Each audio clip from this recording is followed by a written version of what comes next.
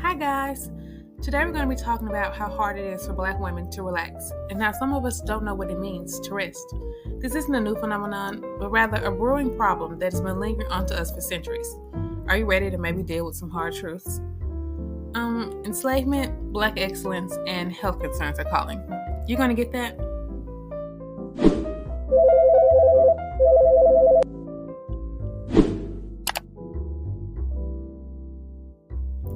Tracing this issue back to enslavement, we find that the beginning of the Black woman being overworked starts with her separation from her family during enslavement, along with the uncertainty of a consistent male figure. The Black woman worked just as hard as the man, which disrupted traditional gender roles, while also starting precedents that put a lot on her emotionally and physically. She had to be smart about rationing food, protecting her family, getting work done, and all while maneuvering the harsh treatment imposed onto her by plantation owners. Black women were also objectified and truly only valued for their labor, in terms of field work or forced reproduction. Furthermore, race led to punishment on plantations, where Black people were not seen as human beings, but animals meant for work. This history instilled the idea that many of society carries today, that Black women's worth is tied to their productivity and service, which leads to a kind of internalized pressure faced by Black women to earn rest or prove yourself through constant work.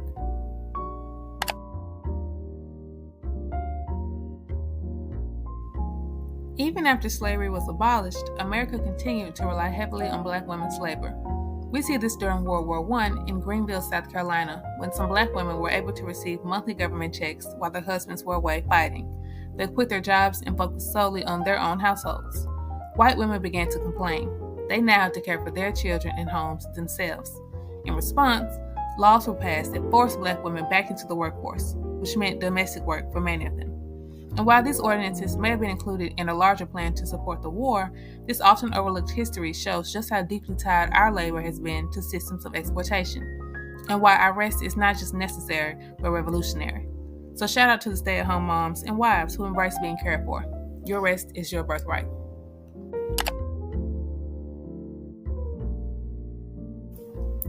Among our own community, work overload is enforced onto young girls who turn into women, while boys are more likely to be coddled, especially in households run by single mothers, which again can be traced back to enslavement tactics which persist today. During enslavement, mothers could not control whether or not their sons were sold away from them for labor, or how much trauma they would face, a fact that rings true today. Black mothers send their sons into the world not knowing if they'll face police brutality or stereotypes or other prejudices. Thus, historically, they loved them while they could, sometimes to their sons' detriment, as their being coddled may prevent them from readily accepting adulthood, acquiring emotional maturity, or knowing how to handle responsibilities.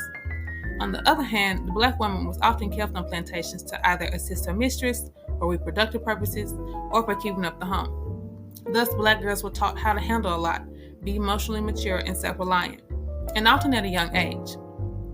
In the midst of this self-reliance, a prioritization of emotional well-being is almost entirely dismissed. This creates high-functioning, capable women who often battle burnout, low self-worth, people-pleasing, and a deep fear of failure, as they were expected to perform adulthood early. Coming back to the present, we see this in how Black parents speak to their children. For the girls, it's, "You better not come home pregnant. You're the example. Stop crying before I do something to cry about." While the boys might hear, "He's a boy, boys mature slower," or "He just needs his mama."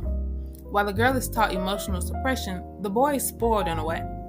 Thus, the girls are socialized to earn love through achievement, while the boys are often loved unconditionally, with fewer demands, until the world treats them otherwise.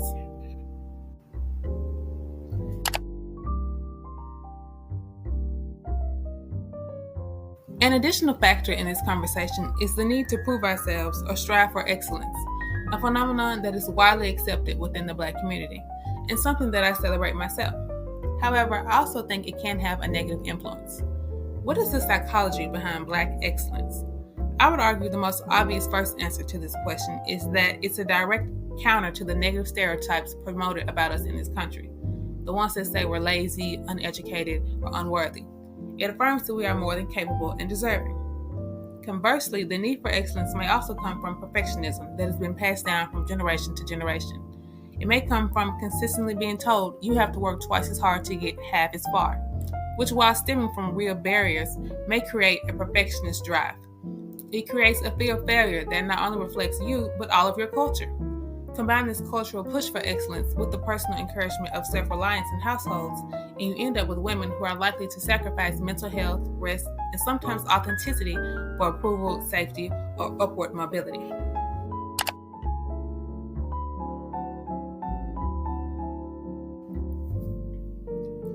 The disregard of Black women's feelings is extremely significant to this conversation as well. When are Black women asked how they are doing, or encouraged to care for themselves? I would argue that outside of occasional check-ins from other Black women are often faced with closed doors when wanting to open up about their feelings. For instance, in the Black household, pain and trauma often runs deeper than is discussed. Based on practices started during slavery, many horrific experiences were better left untalked about, and thus the precedent of sweeping things under the rug was created. We can see the aftermath of these practices in TikTok trends today, like the one going around where people talk about rules they had at their grandmother's house. And in some of them, the grandmother would not let the kids rest. Like you had to have a chore for the day or you couldn't sleep in. I've had similar but less extreme experiences growing up as a Black girl, and I think these habits in moderation can teach responsibility, but they also may instill beliefs stemming from enslavement, that rest is a bad thing. I also think for some of our elders, rest means sitting and facing past trauma, following trends of the past. It means not distracting the mind from something that might be bothering them. And thus work is a form of constant escapism that is passed down. Today, it still might be difficult for Black families to sit down and acknowledge past pain or traumatic events, including an eldest daughter voicing the stress of helping to carry her family too early, or a daughter wanting to express her experience with anxiety or stress, even in situations where she should feel calm. In addition to the dismissal of emotions in many Black homes, Black women are often faced with the strong Black woman trope in society. They go into workplaces and are not able to express themselves freely without being labeled angry or difficult, and yet must contend with serious loads of work. As we talked about before, they are prioritized more for their labor than their human value. And thus most Black women are never given a safe space to be or to properly manage their emotions. They must create one. When Black women are not allowed to express their emotions freely, it takes a serious toll on their mental health and overall well-being. Constantly bottling up feelings, whether it's sadness, anger, or exhaustion, creates emotional pressure that often turns inward, showing up as anxiety, irritability, depression, or chronic stress. Over time, this emotional overload becomes normalized, and rest begins to feel undeserved or even dangerous. Many Black women push through pain, fatigue, and burnout because they've internalized the belief that stopping means failing or falling apart. But this constant emotional labor leaves little room for softness or stillness. Even in the moments meant for rest, the mind is still racing, replaying conversations, planning, worrying, or bracing for the next demand. The body may slow down, but the nervous system never fully relaxes. As a result, rest becomes difficult to access, not just physically, but mentally and emotionally. It's not just about sleeping or taking a break. It's about the inability to release, to exhale, to simply be without guilt or pressure.